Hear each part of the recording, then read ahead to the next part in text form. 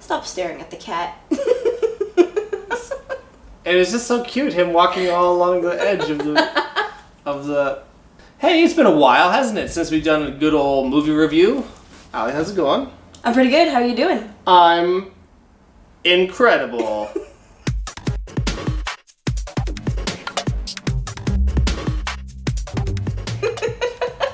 So we're here to talk about The Incredibles 2. Now this one had some pretty high expectations to live up to. Because I mean, I don't know about you, but like The Incredibles was one of my favorite Pixar films. I was gonna say growing up, but I was already kind of grown up by the time it came out. Like, I was like 18. It was still like, wow, this is awesome. This is great. I was 10. Hey, well...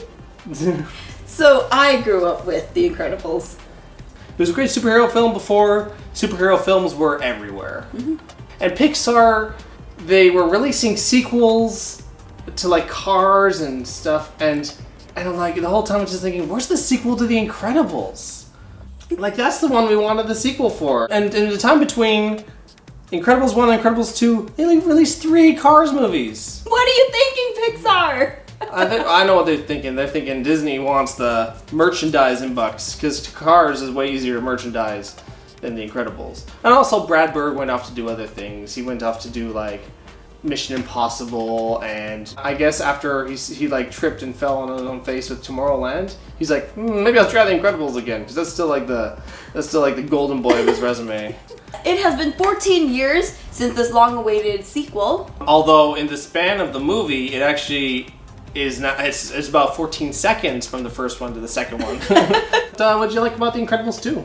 I liked the dynamics of everybody. Okay, maybe some people will disagree, but I think this was anti-Republican, the movie. It talks about the legal statuses of people because they are different than those whom they are living with.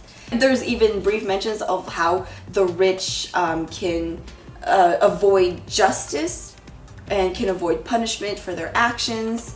But it also talks about how fake news can deter the public's opinion of other people, and how perceptions are so important, and how you need all sides of the story. The whole movie reminded me of this photo of Prince William, and how in one angle looks like he's giving reporters the finger, but in another angle you see that he's doing this, like he's showing 3 fingers. I don't know why, but it also shows like you don't know the real story until you've seen everything, and even then you're probably missing something.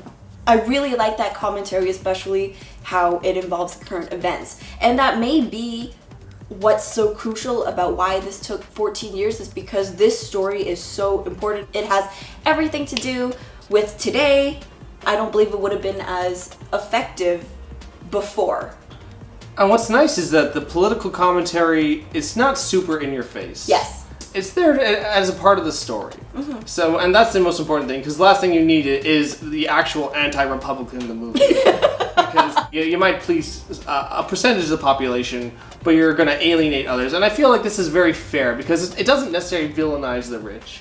I think it shows a very fair and balanced perspective. Yes. How people can use their power and wealth for good. There's certain dynamics that I think worked best in the favor of the movie.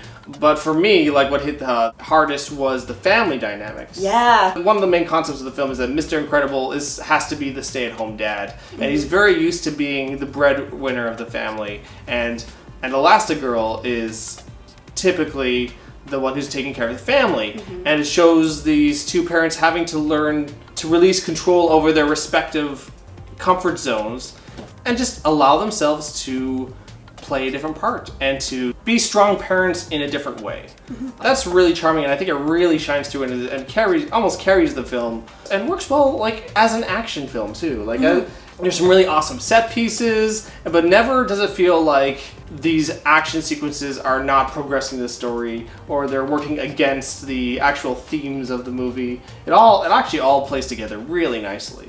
I was a little worried that I would be really disappointed in this film, because I don't know, I heard some people say oh, it's not as good as the first one. Maybe it isn't, but at the same time, I still think it's perfectly good. And I would watch it again. I'm totally watching it again. There's a very high standard basically that it had to meet, mm-hmm. and I felt like it met it okay. You know, I felt like it was still pretty top tier Pixar, which is again good company to be in. I felt it was a stronger sequel than Finding Dory. I still have not seen that. Finding Dory, I just felt very mad about it. Oh no! Yeah, but you know that's another review for another day, perhaps. That's fair. One of the surprising things about this movie was how much I loved Violet, and she may be my favorite character. Like, I loved Violet in the first movie, and it was to the point she actually influenced a lot of my own character, of like the things that I wore, like, you know, the dark clothes, the side-swept hair, and I actually still do the side-swept hair. But also relating to the fact that you feel like you're hiding parts of yourself, or you kind of feel invisible, or this insecurity, and then growing up and embracing the things that make you different.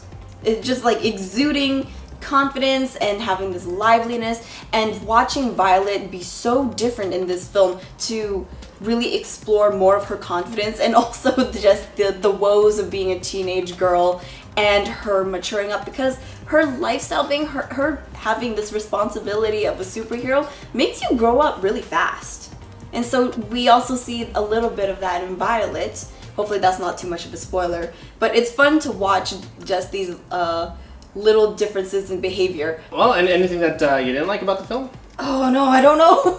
Can I ask you that first? Sure. I actually felt like Dash was a little bit sidelined. You know, and I understand, because you know you got a whole family worth of cast. You know, but they used him effectively for the most part. But I didn't feel like he had much of a story or much of an arc. A little bit. They tried. I guess that may be the consequence for giving Violet more screen time. I guess my biggest complaint is the screenslaver. Yes. You know, I can't get into it too much because, of course, spoiler territory. But let's just say I knew it was coming.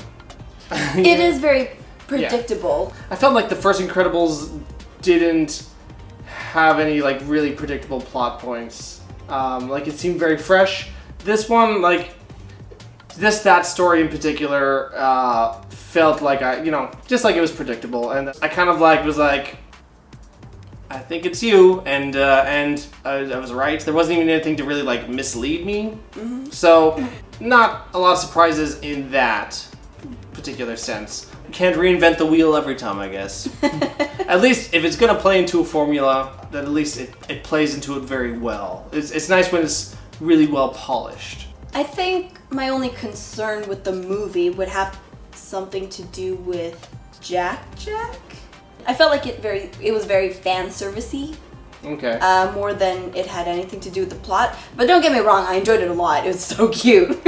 It was pretty funny.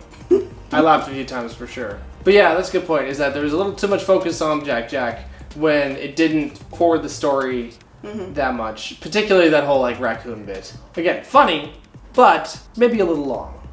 Yeah. Yeah. Yeah, I don't know, anything else you want to touch on? I just really appreciate how there's kind of like this subtle story where being a good parent or trying to be a good parent requires a lot of effort, and it's kind of like trying to be a superhero sometimes. You know, that's true. That's kind of a comparison. It is almost a love letter to parenting, isn't it? It is. It shows that even if you have superpowers, parenting's hard. Oh yeah. It also just reminds me of my own parents. When I was in my childhood, I was very accident prone and went to the hospital a lot, so my parents had to be the superheroes and save me. Thankfully, I'm alive. Yes. I'm thankful you're alive. Oh. Anyway, what did you think of The Incredibles 2? Please let us know in the comment section down below. We'd love to hear from you. Give us a thumbs up. You know, subscribe if you want to see more movie reviews, because I'd like to do these more often. But, you know, I gotta know that there's an audience for it, guys. I gotta know. See you later, guys. You flirt.